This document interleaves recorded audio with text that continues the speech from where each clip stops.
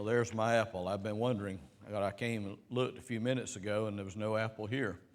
So I don't know how this one appeared, but whoever brought it, I appreciate it. Also, if you'll turn to the book of Esther, we'll begin there in just a second. But I would also like to echo Brother Jonathan's comments that thank you for those who have been cooking most of the afternoon. I have come to look forward to the fish fry at Mount Vernon. I call it the big fish fry to separate it from the other fish fries I go to. But I was really thinking with Brother Darrell being sick that we wouldn't be able to have it this year. But thank you for the work that you put into it. I enjoyed it. I know you couldn't tell that because I only went back 3 times tonight. But I did enjoy it. I'm just trying to cut back. But also, I want to apologize to you for taking so long last night. I did not realize I was embarrassed when I got in the car and looked at the clock. I don't know what it is about Mount Vernon this is twice I've done this here, that just go on, and I don't know why I can't stop. But if you'll look at your watch, now my watch, as y'all remember from past years, was only right 5 months out of the year because I didn't have enough sense to change it, when they sprung forward and fell back and all that. Well, it finally just quit running, so I got rid of it. So now I'm watchless. But if you'll look at your watch, at 1 hour, exactly 1 hour from now, if someone will just put your hand up or tell me or say something, I will try to wrap it up because I do not intend just to drag on and on. And I do want to apologize for that last night. Also, I wanted just to say, if any of you ever try to call me after lunch every day, I've got to where I take a nap and I take the phone off the hook. It's not because I'm getting old. That's obviously not, the answer. It's because I'm a sleepwalker. I have trouble sleeping at night. My father was a sleepwalker and my mother was a sleepwalker. In fact, that's how they met. They just bumped into each other one night. But, that was for you, Ashley. Anyway, thank you for coming tonight. We do have a few visitors tonight. Thank you for coming. I want to call your attention, first of all, to the map. You should have a map and an official outline. I don't have the outline up here with me, but it's okay. But there will be no more handouts this week. So these two tonight. This map was originally, a guy at the church saw it somewhere and put it on Facebook, and I didn't have enough sense, but my wife was able to run it off. And it was actually a color, and it's more effective if it's in color. But if you've been to the machine business supply lately, a black and white sheet I can get for about a dime. A color is 89 cents. So it makes it easy to decide which one we're going to have. But this would be, the outline here would be in red if it was the original map. But I'll point out just a couple things about the map to you tonight as we move along. And obviously most of these names have changed through the years. The seas and the oceans are the same, but a lot of the names here are unfamiliar to us. But the setting for the book of Esther is in the Persian Empire. Well, this was the Persian Empire in the year 483 BC, which is when the book of Esther begins and goes to 474 BC. And this is the way it would have looked. It was 127 provinces, which of course they're not divided here on the map, but it covered a great deal of the world. It did not cover the whole world, obviously, but it was the great empire of that day. The capital that we'll look at tonight was Shushan, if you can find it. If you can find Babylonia, look to your east there to Shushan. That's where the setting will be for the book of Esther. They had the kings had a winter palace there, and that's where, and actually Daniel had a vision from Shushan in Daniel chapter 8. It's also called Susa, S-U-S-A, in the Greek, but the Persian word was Shushan. I'm not sure I can pronounce a lot of these words. Be aware that what is now the nation of Israel was included in the Persian Empire of that day. So when the decree goes out to kill all the Jews, that would have eliminated all the Jews in the whole world, not just the Jews in Persia, but it would have been the Jews everywhere. So just be aware of that. You won't need to know it exactly right now, but I may forget to tell you that. Anyway, we will refer to the map just a little bit. It may or may not be helpful to you, but it won't hurt you. So let's begin in the book of Esther with sort of an introduction. I think I might have put introduction on your outline, but I may not have put anything else. But the book of Esther is very important because it tells us about the Jews at a place that's told in no other place in the Bible. In other words, if we did not have the book of Esther, we would be missing a part of Jewish history.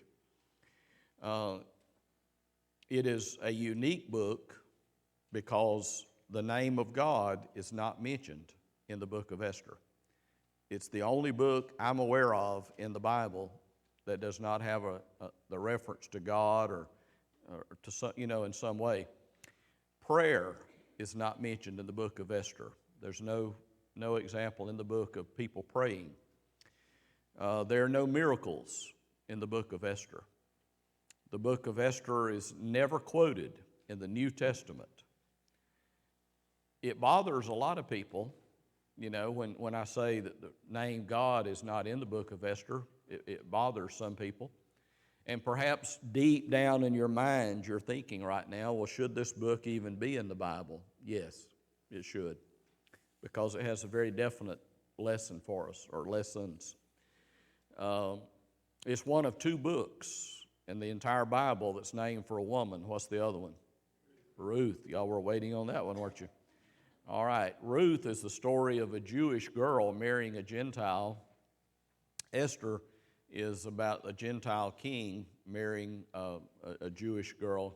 So both of them deal with the marriage of a Jew and Gentile. But other than that, there's no connection between Ruth and Esther. In other words, it's not that one book completes the other or that there's any connection at all.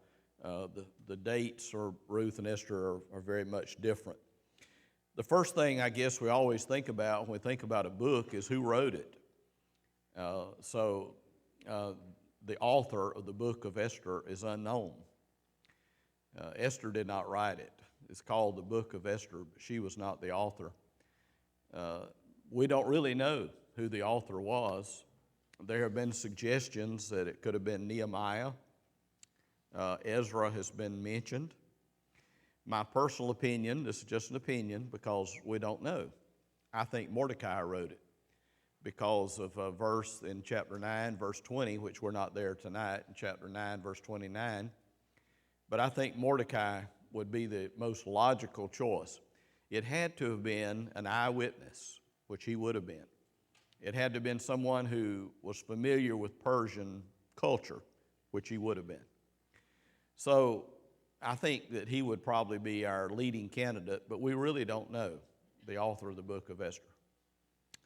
The dates, as I said, the book begins in 483. Now, it doesn't say that. You might say, well, how do you know that? It doesn't say that in the text of what year. Well, it's because of the king. His name is very long when you read Esther. I'm not sure how to pronounce it. I always call it Ahasuerus, but that may not be right. But historians have a different name for him. We believe that Ahasuerus was more of a title than a personal name. His name was Xerxes, spelled Xerxes, Xerxes. And the historians know about him. He ruled from 486 to 465 BC. Now you understand when we're dealing with BC, we count down. So 486 down to 465. In other words, 465 years before the birth of Jesus, this man was actually assassinated. When you realize as you read the book of Esther how careless he was, you will not be surprised that he eventually would be assassinated, because he didn't really have a lot of discernment. Esther was a very godly woman, but we have no record of him being godly. I do not know. I can't tell you whether this man will be in heaven or not. There's no record we have in the Bible that he was what you and I would call a believer. But anyway, it'll begin here telling you in verse 3 of chapter 1 that it was in the 3rd year of his reign. Okay, if he started ruling in 486 and it was in the 3rd year, it'd be 483, see? So that's how I know that. It's not because it's in the text. It's not in the text. The last date covered in this book is the 12th year of his reign. So if you take 486 minus 12, you come to 474. So I can say the date of the book would be 483 to 474 BC, before the birth of Christ. Okay, that's the date, the author, the purpose of the book, or why it was written, was to show God's care for his people, the Jews. Remember, we're going to be talking about a woman who dared stand up for her people, the Jews. So, and by the way, they're out of the land. They're not in Israel where God, the promised land, they're not there. They're in the Persian empires. Anybody know what country used to be called Persia? Somebody said it, I think. Iran, yes, or Iran, or however you all want to pronounce it. Some people say Iran, but Iran, the country that is now working on nuclear weapons, that I have made the statement at churches, and I'll make it here. I haven't made it here yet. I'll make it here. I think it's our biggest threat. I think ISIS is a diversion. ISIS is obviously a threat, but ISIS could be eliminated. It's that we don't want to. ISIS only has about, 30 to 40,000 fighters. Iran has 76 million people. I think it's by far our greater threat, but we don't see it that way because they're not cutting people's heads off and putting it on Facebook and Twitter. But anyway, the Persian Empire, let me just sort of take a side trail here, and I hope y'all don't, please understand, we're going back to the main highway in just a minute. When you go back to the book of Daniel, well, see, we studied Daniel here, but I realize that people don't remember everything about these books. But in the book of Daniel, chapter 2, King Nebuchadnezzar had a dream about the great empires that would be to the end of time. The head of gold, remember, stood for Babylon. The chest and arms of silver stood for Persia. Actually, it was the Medes and the Persians. The belly and thighs were of bronze, which was Greece. And the legs and feet were of iron, which was the Roman Empire. So tonight we're dealing with, this week, with the Persian Empire, which was the one that followed Babylon and would be eventually conquered by Greece.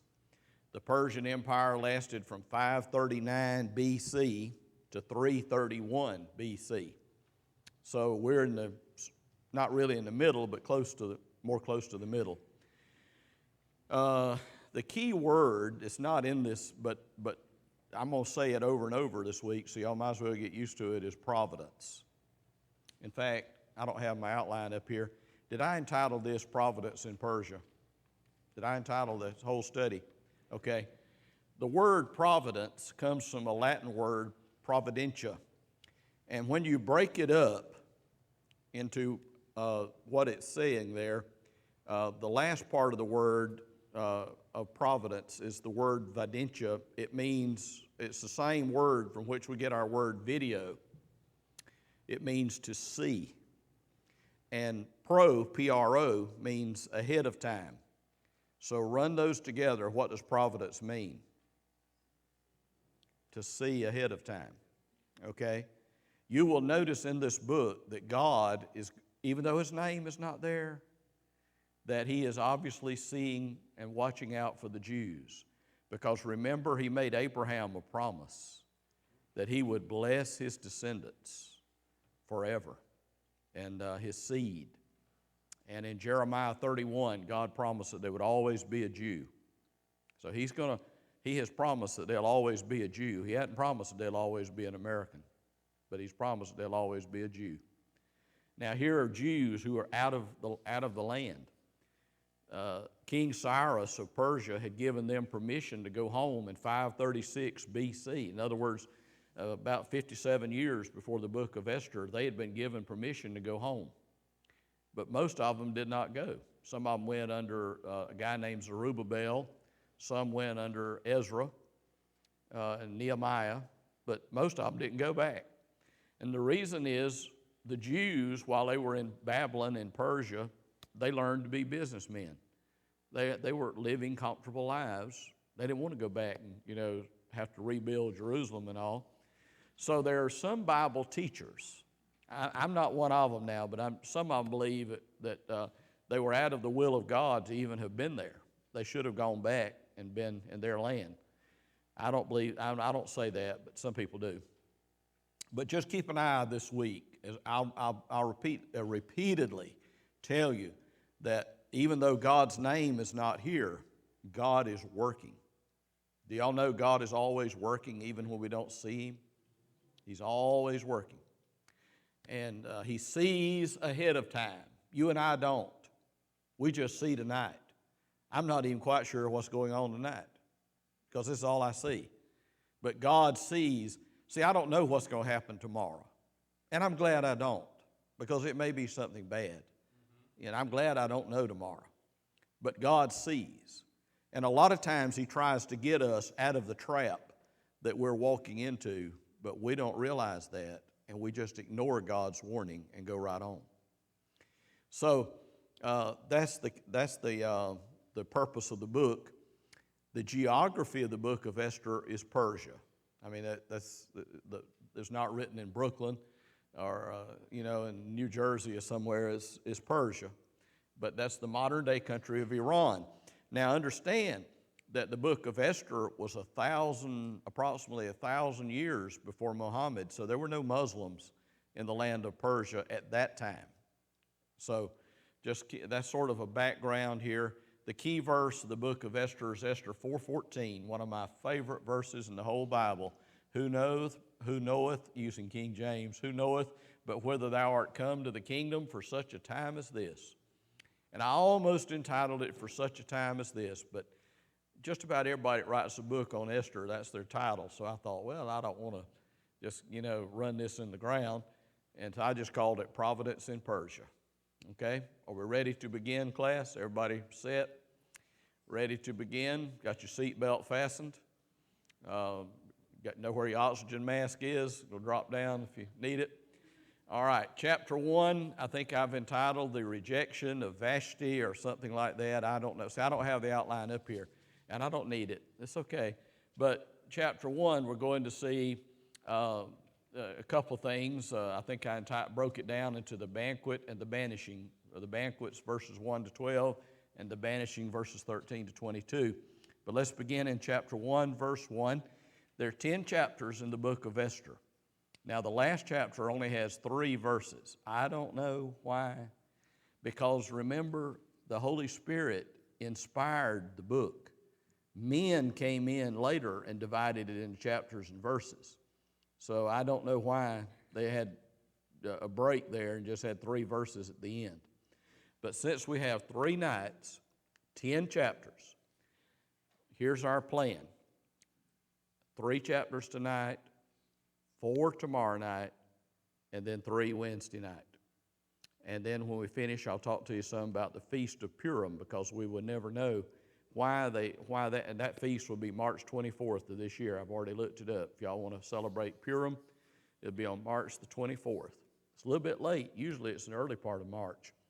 But right now you may not know what Purim is, but it's one of their Jewish feasts. And it's probably one of their happiest ones. It's an exciting, joyful occasion. But the reason for it is from the book of Esther. Without the book of Esther, the Feast of Purim would make no sense.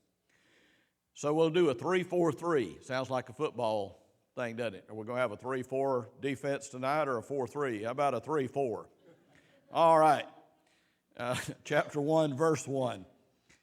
See, I'm telling y'all, Mount Vernon does this to me. We should be halfway through by now. chapter 1, verse 1. Now it came to pass, see, this is a story. I love it. I hope you'll like Esther. It flows. In other words, if y'all miss and you come back, you're going to miss something because, you know, some books of the Bible, one chapter doesn't necessarily the same thing as the next chapter, but this one does. Now it came to pass in the days of Ahasuerus.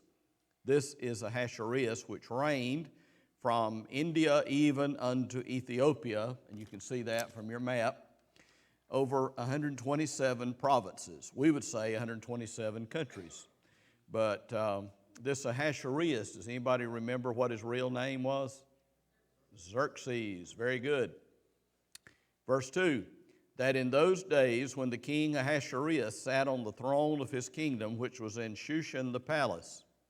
All right, do you remember what Shushan's other name was, the Greek name?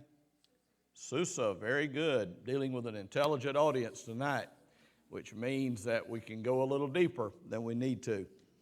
All right, Shushan is located here on your map. You can see it.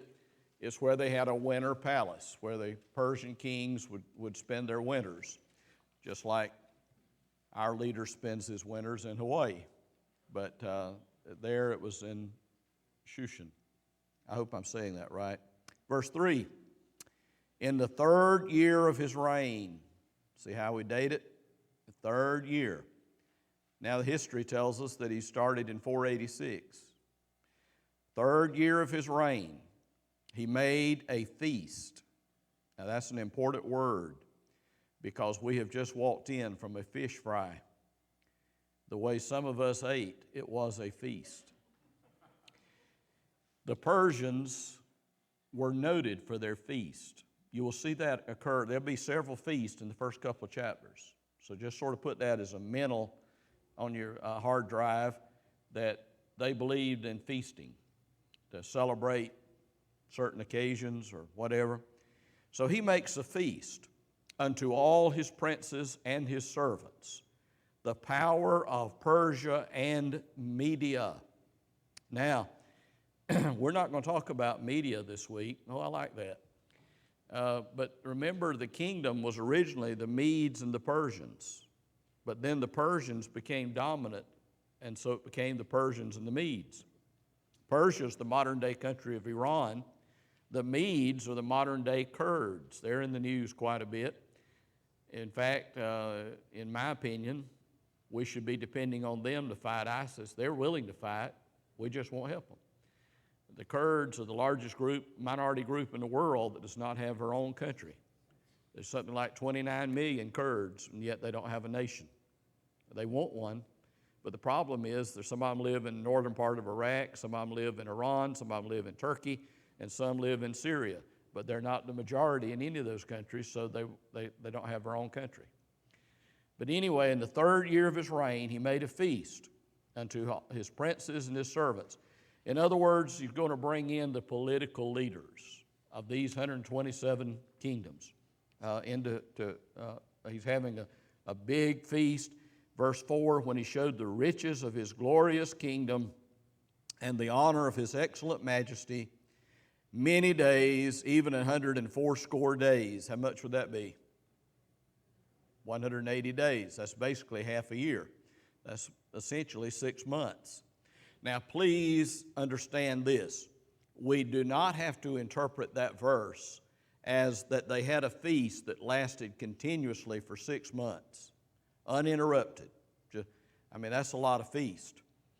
But what it means is that when they started the feast, there would be different people would come in. They were actually politicians, to put it in our language so y'all can understand. They were political leaders from these different places.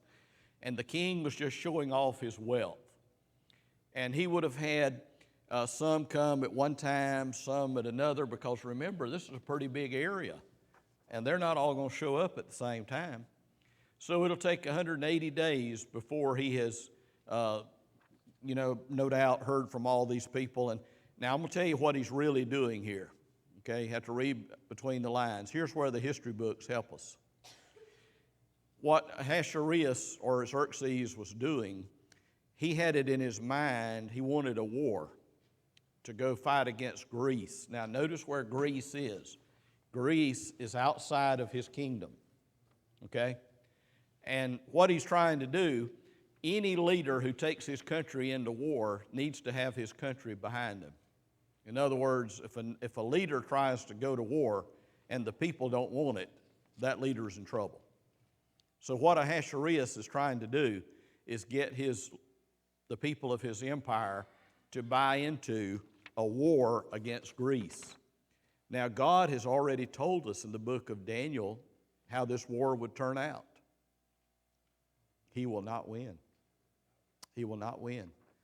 But history tells us that he did go to war in 483 BC, which is the exact year, and the war lasted until 479, 4 years. He lost 2 million men, and they returned defeated by the Greeks. Greece, remember, will be the third big kingdom, but it will arise later under Alexander the Great. So here he is now having a feast, showing off his wealth, but he's really trying to show the people of his empire that they can trust him to lead them into war because he has enough resources to go to war.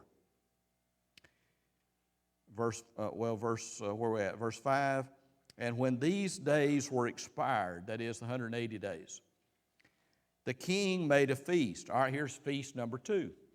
All right, he has a 180-day feast in which he invites leaders from the 127 different provinces that he ruled over. But now he has a second feast. In verse 5, he makes a feast unto all the people that were present in Shushan the palace. In other words, this feast is just for those who live in the capital. And it will last 7 days, okay? And it will be in the court of the garden of the king's palace. In other words, it will be outdoors, where there were white, green, and blue hangings fastened with cords of fine linen and purple and all. I don't understand this verse, but it's very colorful. Verse 7, and they gave them drink in vessels of gold, golden little goblets, the vessels being diverse one from another. Now that is interesting. If you attended that second feast, which lasted how long? 7 days, okay? You got to drink out of a golden goblet, but each one was different. In other words, if you go to Zaxby's after church tonight and get you a drink there, the cups will all look alike. The only difference is you can get a small, medium, large, but the cups will look the same. But at this feast, every cup was individually made. So he obviously puts a lot of into this. Each cup was diverse one from another, and royal wine in abundance. Don't y'all know that if they're going to have a party with a bunch of people there, they're going to have the wine. And it says in abundance. That means somebody's going to get drunk before this thing is over. And according to the state of the king. But it's interesting here in verse 8 it says, and the drinking was according to the law, none did compel, for so the king had appointed. In other words, no one was forced to drink. That's a little bit interesting because normally, but I wonder in my mind how many of them did not. You know what I think? I think they probably all did. But they did not drink the same amount because it was basically what he's saying is, we have the wine here. If you want it, you don't have to drink it, but it's here. And I suspect all those people, probably partook of it, some of them more so than others. But nobody was forced to drink. All right, verse 9. While all this was going on now, you remember where the party's being held? Outdoors, in the garden of the king's palace. Lasted how long? 7 days, okay? Verse 9, while this was going on now, and of course this involved only the men, so the women needed something. So in verse 9, and Vashti the queen, we're introduced now to Vashti. I like Vashti myself. She's one of my favorite people in the Bible, and we don't have any hint that Vashti was, as we call, a believer. She was a heathen. She was a Persian. The name Vashti in Persian means beautiful, and I'm sure she was a beautiful woman. But Vashti calls together the WMU, the Women's Auxiliary, because while the men are feasting, she decides to throw a party for the women. You know, we think nothing about that today, but Vashti the queen made a feast. All right, this is the third feast now in just 9 verses. Doesn't make you feel so bad now that you overate over in the social hall in the gym. Vashti the queen made a feast for the women in the royal house. All right, verse 10. Now see, they were inside. The women were in the palace. The men were in the garden outside. Okay, verse 10. On the 7th day, how long did this feast last? Oh, it should have lasted 6. The king should have sent everybody home after day 6. He's about to really mess up here. On the 7th day, when the heart of the king was merry with wine. Do y'all know what that means? He was drunk as a coot. All right, that's just a Persian way. I love the way the King James puts things. You know, merry with wine. He was drunk as could be. He does something here that he would never do sober. You know, it reminds us of Daniel chapter 5 when King Belshazzar saw the handwriting on the wall. He was drunk. He had sent to get vessels out of the house of the temple stolen from Jehovah and began to drink out of those vessels. He does something here that's obviously he is drunk. When the heart of the king was merry with wine, he commanded, and these names now, we'll butcher these up, Mehuman, Biztha, Harbona, Bigtha, and Abagtha, Zethar, and Carcass, the 7 chamberlains. They were eunuchs. That's what a chamberlain was, which served in the presence of Ahasuerus the king. Notice how many of them there were?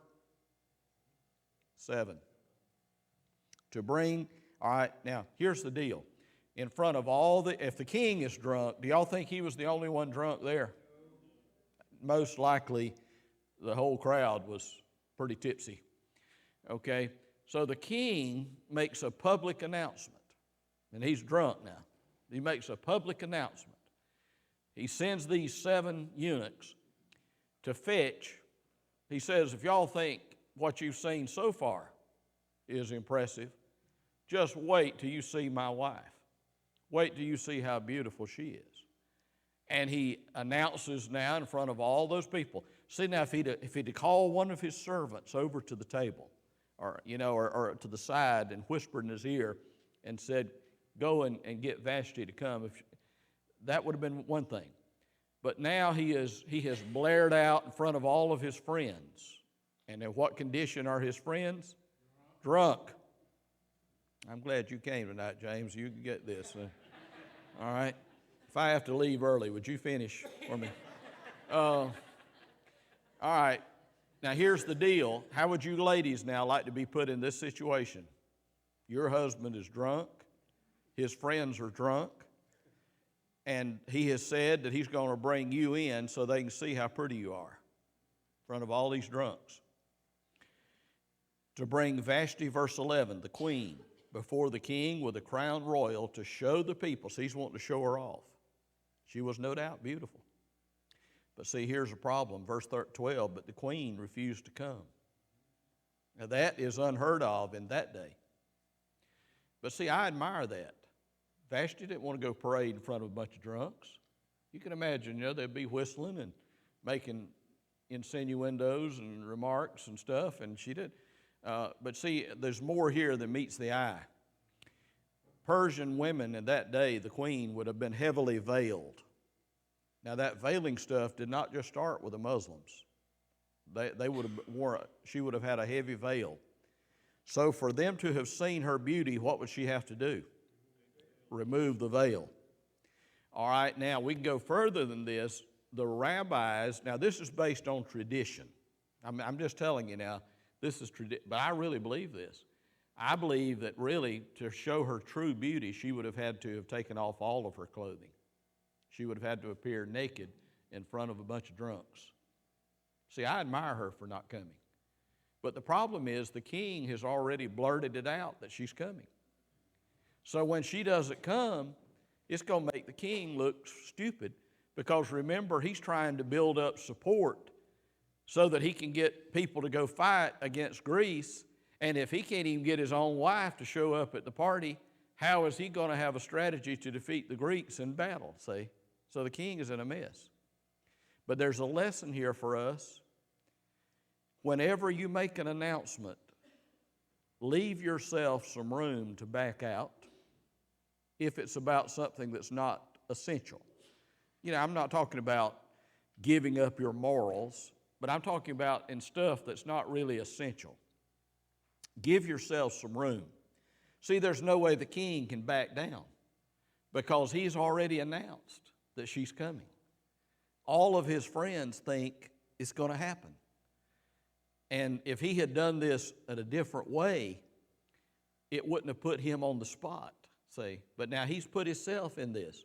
A lot of times it's like a parent saying to a child, if you do so-and-so, we are going to do so-and-so to you. And then if you don't do it, you have lost face with that child. So you put yourself in a corner. And a lot of times you might need to be where you can have some wiggle room, you know. But the king has not left that. So Vashti refuses to come. Therefore was the king very wroth, that means angry, and his anger burned in him. Now he may have been drunk, but he had enough sense in verse 13. Well, this is entitled the banishment now. We've had the banquets in verses 1 to 12. Verse 13, then the king said to the wise men which knew the times, for so was the king's manner toward all that knew law and judgment. In other words, we would call this his cabinet.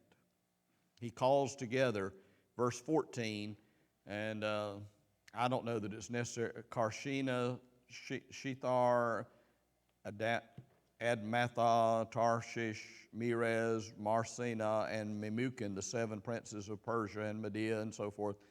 All right, how many princes? All right, earlier, how many chamberlains did he send to get the queen?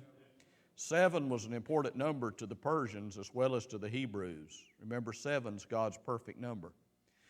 All right, in other words, he calls his 7 advisors together and says, what can we do? What can we do? Queen Vashti has disobeyed me. I have lost face in front of all these, my friends. What shall we do? Verse 15.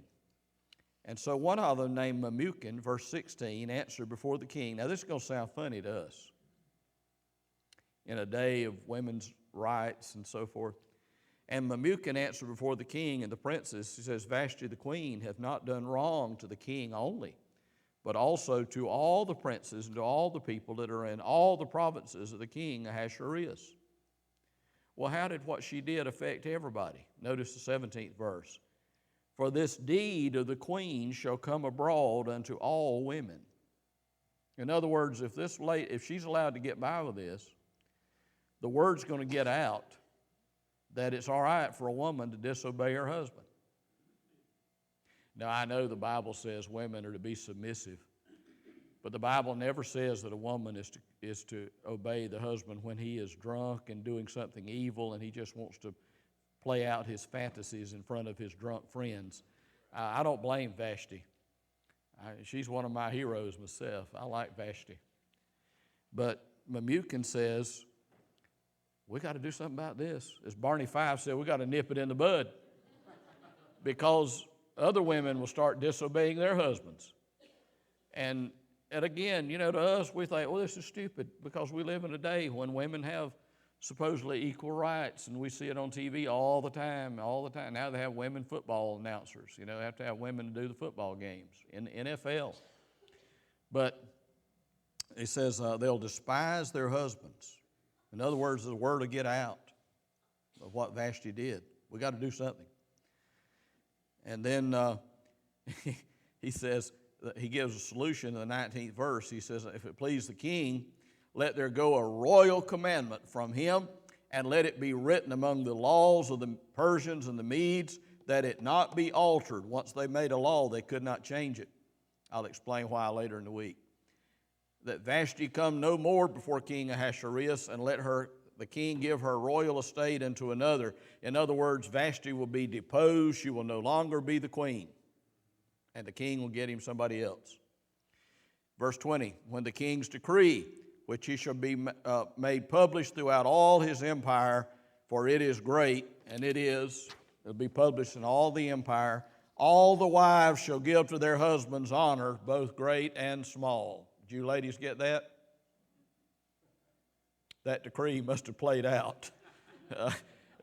What he's saying is, if we make a law, then all the women will have to obey their husbands.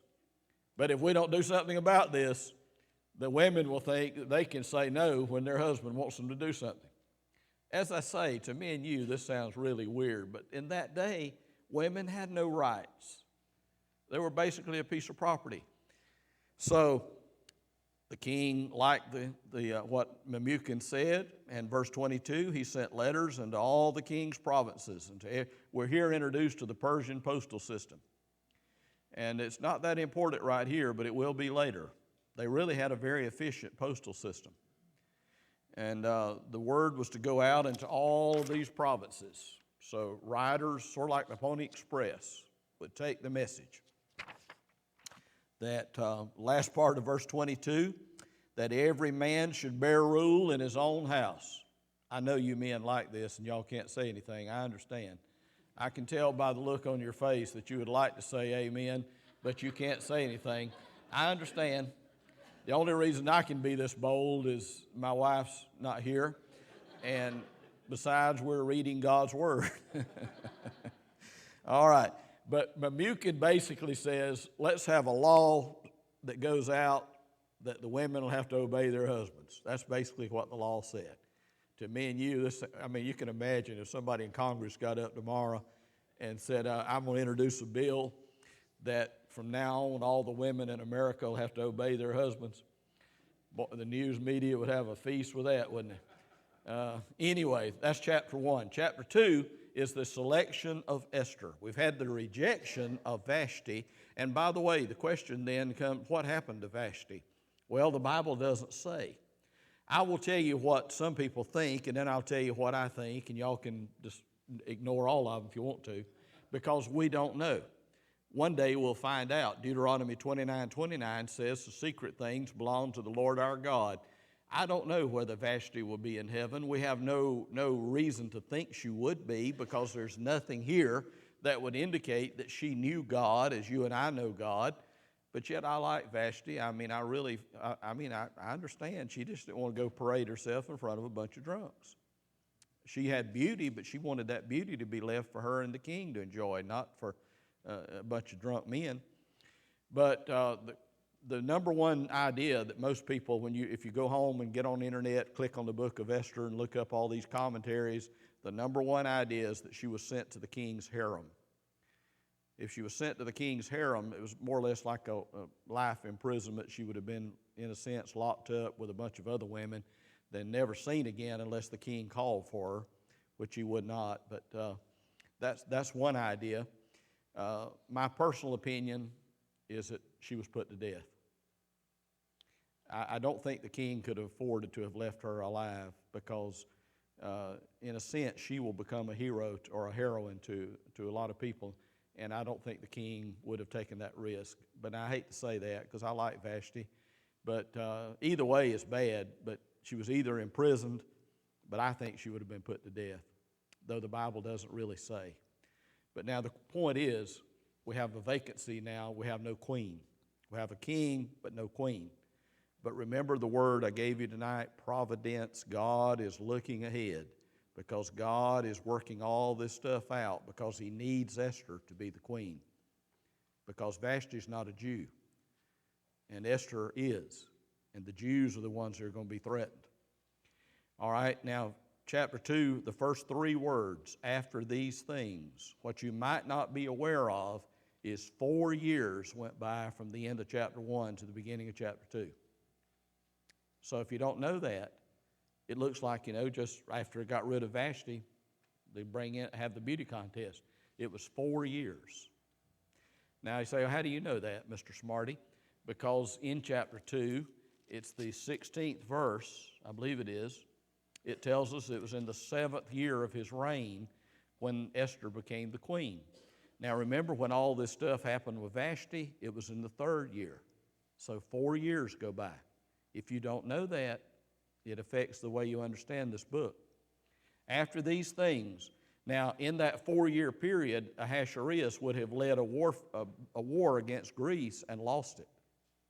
So he's going to be very depressed because when he comes home, he not only loses the war, but he doesn't have a queen to come home to. So after these things, when the wrath of King Ahasuerus was appeased, in other words, surely he's no longer angry at Vashti, 4 years ago, he remembered Vashti, but see, he couldn't change it. Now, if they put her to death, this obviously couldn't bring her back, but if he had just had her locked up, he still couldn't change the law. The law was that Vashti could no longer be queen and be brought before the king. Then the king's servants sense that he's getting depressed. If y'all don't know it, in verse 1, the king is depressed. He thinks about Vashti, and he probably realizes how stupid he was, but he can't change the law. I'll explain that later. The king's servants decide we better get him a new queen because you don't want the king sad. If the king remains depressed, heads are going to roll. So you want to get the king happy again. So in verse 2, then said the king's servants, let there be fair young virgins sought. We need a beauty contest. Miss Persia. It is time with Steve Harvey as the MC. All right. I just want to see how many of you were awake. Okay. Persian Idol is going to be coming on. And they begin to, in verse 3, they said, let the king appoint officers in all the provinces. They don't want to overlook anybody. In other words, women from all over the place are going to be brought in for the king to look at. And in this beauty contest, there's only going to be one judge, the king. That's right. Only one judge. And the only requirement is beauty. There will be no questions asked, nothing about their intelligence, just how they look. And the king will decide. This way will assure one thing, that whoever the new queen is will be the most beautiful woman in the country. We'll know that because the king's going to pick her. Now, the Bible says in verse 4, let the maiden which pleaseth the king be queen instead of Vashti. And the thing pleased the king, and he did so. Verse 5, we're introduced now to two people who will become the heroes of our story. Now in Shushan the palace, there was a certain Jew. Now the question is, what is he doing there? Remember, the Jews have been given permission to go home. They could go back, but he remained. He stayed behind. I'm not going to say he was out of God's will. How do I know that? You know, but some people say he was.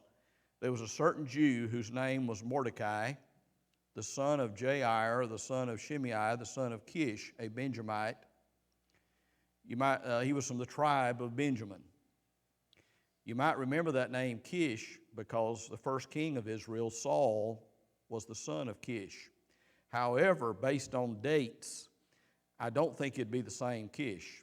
That apparently was a tribal name within the tribe of Benjamin. But nevertheless, it says in verse 6, who had been carried away from Jerusalem with the captivity, which had been carried away with Jeconiah, king of Judah, whom Nebuchadnezzar, the king of Babylon, had carried away. I know none of you care, but that would have been in 598 BC. And that all goes back to the book of Daniel when the king came 3 different times and took the Jews into captivity. Jeconiah was king in the second captivity, so that was 598. You don't have to know that to understand the book of Esther. All it's doing is just telling us that Mordecai's genealogy, his great-granddaddy, whatever, had been taken captive in 598 BC and hauled off. Verse 7, and he, that is Mordecai, brought up Hadassah. Hadassah was Esther's Hebrew name. Esther has 2 names. If you remember the book of Daniel, Daniel was given another name. Shadrach, Meshach, and Abednego had 2 names. Hadassah was her Jewish name. Hadassah means myrtle. And myrtle meaning like the plant, like crepe myrtle, the flower. Her Persian name was Esther, which comes from the goddess Ishtar of Persia. But anyway, Esther is what we're going to call her. But there is a group of people today, a women's group. I think it's the largest one in the world, called Hadassah. It's Jewish. But anyway, for Esther had, watch this now. I'm going to ask y'all a question because some of you are about to doze off. So I'm going to ask you a question. It says Esther was his uncle's daughter. So what relation would that make Esther to him? Do I need to play some soft music while y'all think? If you have an uncle and your uncle has a child, what is that child to you? A cousin. All right. Esther was Mordecai's cousin. It says that she had neither father nor mother. In other words, her parents had either been killed or died. We don't know which, but she was an orphan. And Mordecai had brought her up. He had raised her, but she was his cousin. It says that she was very fair and beautiful. Now remember, in this beauty contest, what is going to be the only ingredient they're looking for? Beauty. All right, verse 8, it came to pass when the king's commandment and his decree was heard, and many maidens were gathered together. In other words, they had a lot of people volunteering to be in the beauty contest. To the custody of Hegai, and I don't know why his name is spelled differently in verse 3. I don't know that, so you need not send me an email. Hegai was the one in charge of taking care of the women who had entered the beauty contest. Now, by the way, this thing's going to last for 12 months. So men, when your wife goes shopping, don't get upset when your wife goes shopping or goes to the beauty salon. She'll only be in there a few minutes. How would you like it if she stayed for 12 months? Okay? That's what they're going to do here. They're going to have a 12-month preparatory period before the king decides who the new queen will be.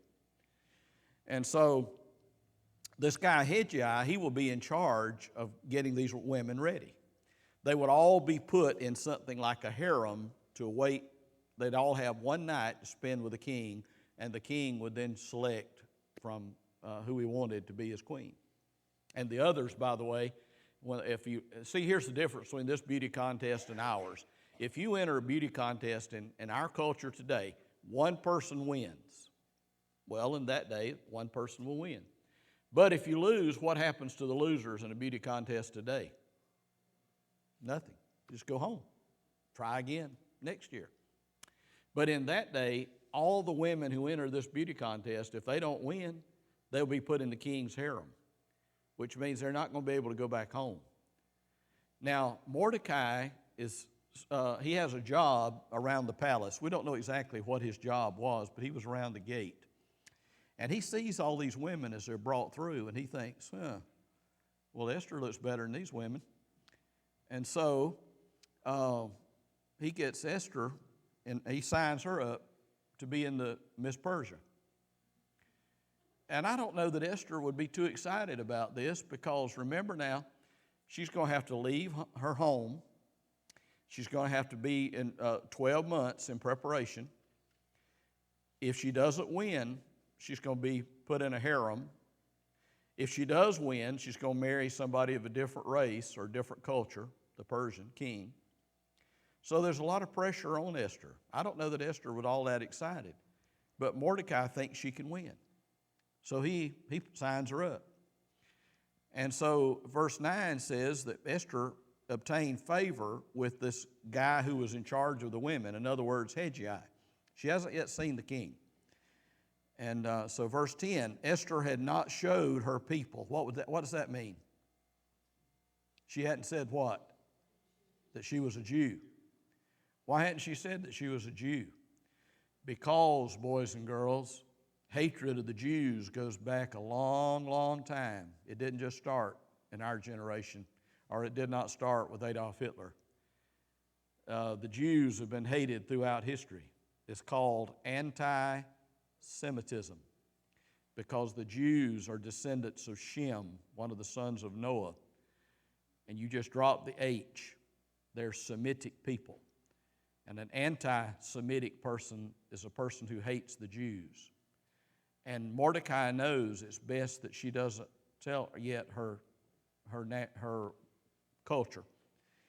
So she had not showed her people, for Mordecai had charged her that she should not show it. Now I want to ask y'all a question. Who was in the beauty contest? Esther. What business is it to Mordecai? He has no control over her.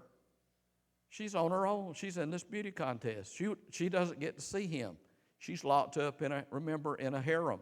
Keep there with all these other girls that are trying to become the new queen. Esther could have just said, I don't have to listen to him. And you might say, well, how did he talk to her anyway? Well, he would have seen the eunuchs as they went in and out, and he would have gotten messages to her. But Esther, I know y'all have heard this. The young people may not have heard this, but I know you. She was true to her raisins. In other words, she could have just told Mordecai to go jump in the lake. She was no longer under his authority. However, he had developed such a good relationship with her that she obeyed him even though she didn't have to. It's called respect. And Esther had it for Mordecai. Verse 11, and Mordecai walked every day before the court of the women's house. He couldn't go in. He was not allowed to go in. But he walked in front of it, and he would talk to the eunuchs that went in and out and to find out how Esther was doing. So at the end of 12 months, according to verse 12, they had every kind of perfume, clothing, lipstick, cosmetics, anything they wanted, these girls could have. Because they're going to have one chance to impress the king. All right. Now the Bible goes on here and tells us about these women, and down to verse 15, the latter part of the verse says that Esther obtained favor in the sight of all them that looked upon her. Esther was actually the favorite of the guy who was keeping the harem, but remember, he's not going to vote. The king's the one that will decide. When it came time for Esther to spend her night with the king, verse 16, Esther was taken unto King Ahasuerus. Oh, by the way, verse 15, this is very important. In the middle of the verse, it says that she required nothing. What that means is Esther wore no makeup. Now, y'all put that on your hard drive because it's going to come up again tomorrow night. Esther did not, she was so pretty that she did not need makeup. 1 Peter chapter 3, verses 3 and 4 says, girls, your true beauty should not be the outward stuff that you can put on with, makeup, but the inward beauty, that's the part, by the way, that never changes. The outward part, I hate to say it, but the years will take care of it. But the inward beauty can remain. Esther had inward beauty as well as outward. She required no makeup. All these other girls are, busy with their cosmetics. She has no makeup. So Esther was taken unto King Ahasuerus in the 10th month, which is the month Tebeth. Tebeth is latter December, early January to us. It's the only time it's mentioned in the Bible, just this one time, Tebeth.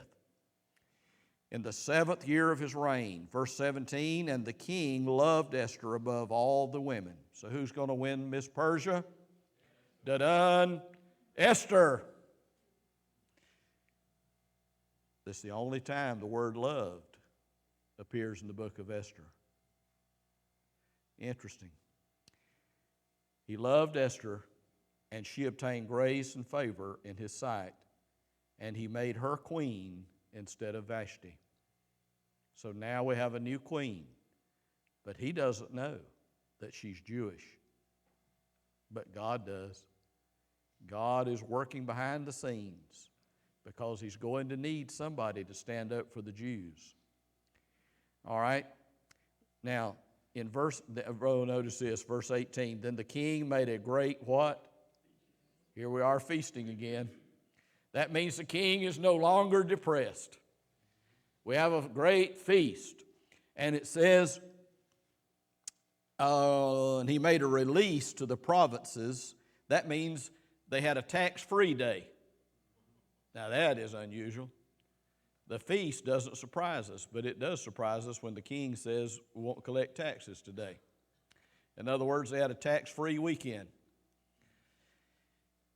Now something happens. What time is it? 5 till 8 or 5 after 8? It's 5. It's already been an hour?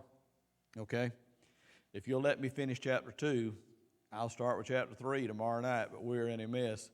But I will speed it up. Remember, we had the introduction tonight. Tomorrow night, we can just start right on, hopefully, just start right on. I say that every night. It never works that way. I have good intentions. But an incident occurs here that I need y'all to remember. It won't be important tonight, but it will be important tomorrow night. 19 to 23 goes together.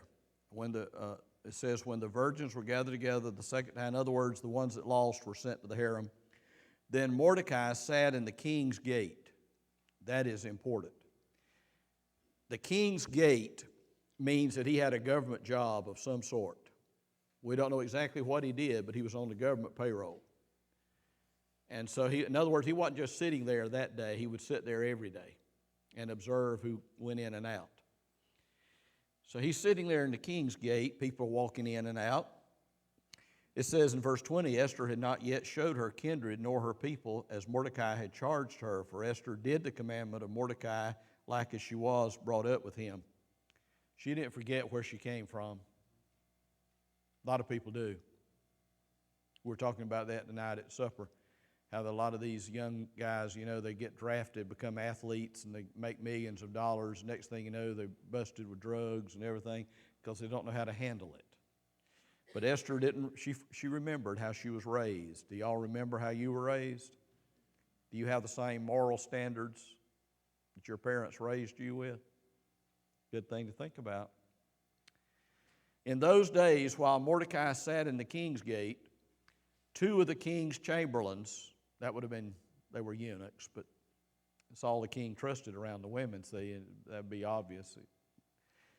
Bigthan and Teresh, they sound like thugs anyway, don't they? Would y'all want somebody to move next door to you named Bigthan? Bigthan and Teresh sought to lay hands on the king Ahasuerus. Now, they got mad with the king about something. We don't know what. I have heard that they may have been mad because the king got rid of Vashti. And it could be, but it's been several years now. Vashti's been gone for several years. But they got mad with the king, and they were plotting to get rid of him. See, that's always going on in those days. The king had to be careful who he had let in because there'd always somebody want to get rid of you so they could take over. And so Mordecai hears these 2 guys plotting to kill the king. Verse 22, and the thing was known to Mordecai, who told it unto Esther the queen. In other words, he told Esther that these 2 guys are trying to have a plot to kill King Ahasuerus. And Esther certified the thing thereof in Mordecai's name. In other words, she went to the king and told him what was going on and where she got the information. Now watch verse 23. And when inquisition was made of the matter. Do you know that before they took these 2 guys and put them to death, they checked the story? Now, I think there's a lesson here for us because almost every church I go to, I will mention at some point that I'm on Facebook. That horrifies a lot of people. They say, oh, I see signs all the time, preachers don't, everybody needs to get off Facebook. That's dirty, nasty. It's what it's what you make of it. If you have people that are vulgar, unfriend them. You just get rid of them. It's the only way I know what's going on is Facebook. By the time the banner gets out, somebody died. They've already been buried by the time I find out about it, if it's not for Facebook. But anyway, what I'm getting at is there's stuff on Facebook all the time that's not true. You have to be careful. Have to be careful. Just last week, I saw this. If I saw this once, I saw it 100 times, that Mark Zuckerberg, the president of Facebook, was going to give away $44,500,000 every day. Folks, there's an old saying, if something sounds too good to be true, it is. It ain't true. It's scams. So they checked it out. That's all I'm saying. They could have went ahead and put these 2 men to death. Esther's reported it. Esther's pretty reliable. She's the queen. But the king, and that day, they checked it out. And when it was found out, in other words, they found it to be true, therefore they were both hanged on a tree. Do y'all know if we did that today, we'd be a lot safer? In other words, they didn't take these two guys and get them lawyers and say, and let them sit in jail being fed by the taxpayers for year after year and all that stuff. They went ahead and took care of it.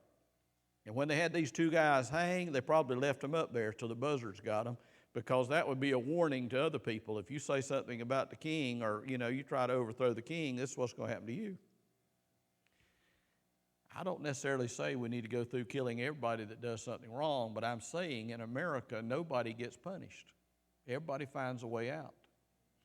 They were hung on a tree, and it was written in the book of the Chronicles before the king. In other words, the minutes of the kingdom. They kept what they called a book of Chronicles, which was just like when you have church conference and you say, would the church secretary please read the minutes, and they read what happened last month and all that stuff. They kept up these records. Now Mordecai turns them in. Esther then informs the king. The king sends out, investigates, finds out they're guilty. The two men are hanged. But what reward does Mordecai get? Nothing at that time.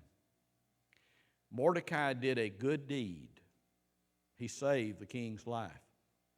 But yet he was not rewarded.